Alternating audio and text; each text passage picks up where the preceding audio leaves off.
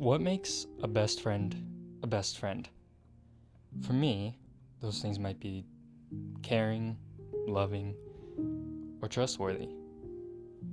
And all those qualities and more could be found in my childhood best friend, Doodle. Only, Doodle wasn't a person. He was a dog.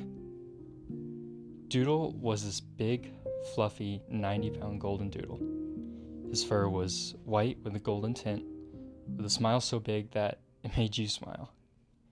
And man, I remember 11 years ago, my mom showed me a picture of this small golden puppy, and she said that we're gonna get this dog. But when we went to go pick him up, out walks this large fluff hound, and this dog was literally bigger than me when he stood on his hind legs. I was just kind of looking at him, and I was just like,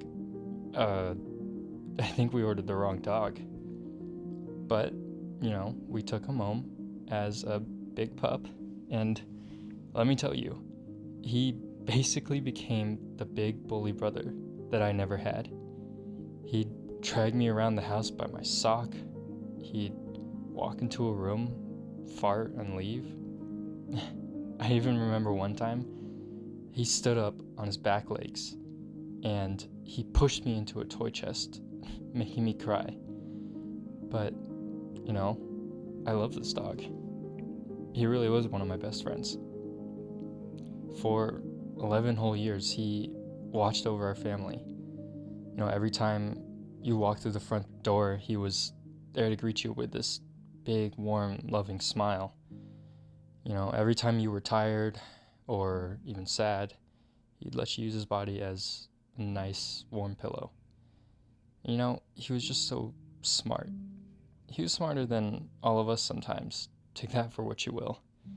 But the thing that was best was that he never judged us. Say hi. He loved us for Doodle. who we were, flaws and all. Say hi. We loved him. Say hi.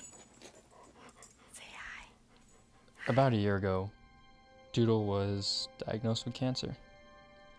From there, we had two options. Option A, just wait it out, and he would have a little bit less than a few months to live, or we could put him through chemo. Obviously, we chose chemotherapy. It was the first time I had ever experienced any form of cancer or chemo up close, and it was honestly really scary. He began to lose his fur, he lose his appetite, and his limbs grew weaker. Doodle was once this happy dog, and he was now slowly dying.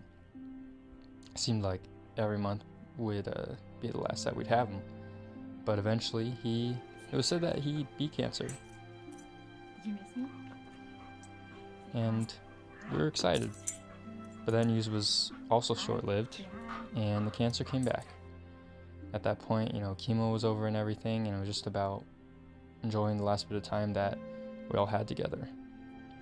Eventually, come August of 2017, I had to pack up, move to Chicago for school, and when I had to do that, I was saying goodbye to everyone, but for Doodle, I thought I was saying bye to him forever. And he wasn't supposed to be back when I came home for Thanksgiving break in November, but he was. And I remember coming home, finding him in my parents' bathroom, lying in the shower.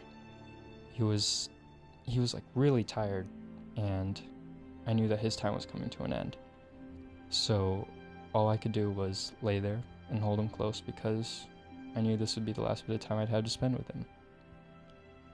Shortly after that, I flew back to Chicago because Thanksgiving break was over, and 1 week later, I got a text from my sister saying that he wasn't doing okay, and that they've had to put him down.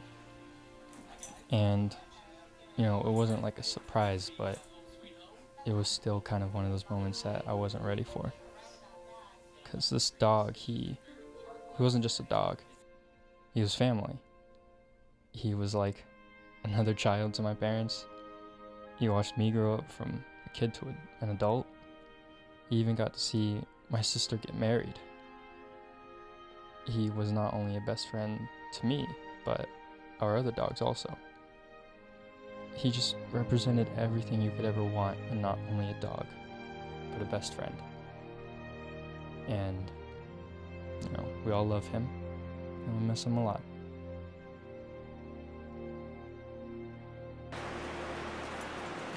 Run with him, Chris.